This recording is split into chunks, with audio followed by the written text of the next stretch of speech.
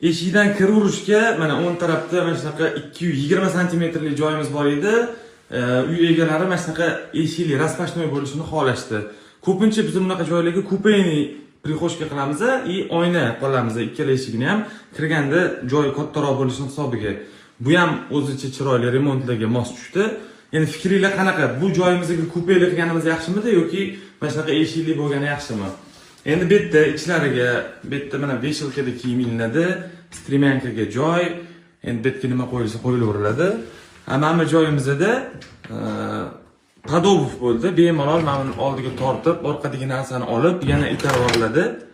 Hamma polkasi mana shunaqa tortmaga o'xshab qilingan, tortib olib, yana bemalol ishlatsa bo'ladi. Bundan tashqari mana joyimizda o'sha o'tirib, oyoq kiyimni kiyib, kiyimlarni kiyganda osib, bu yoqda mana Wi-Fi ga joy qilib berdik. Bu yoqqa antresol bo'lib ketdi. Bu yerda ham bemalol narsalarni saqlasanglar bo'ladi. Fikringlarni yozinglar. Mana shu ikkita vid bo'ladi o'zi, yoki распашной yoki kupeli, qaysi biri yaxshi tushadi?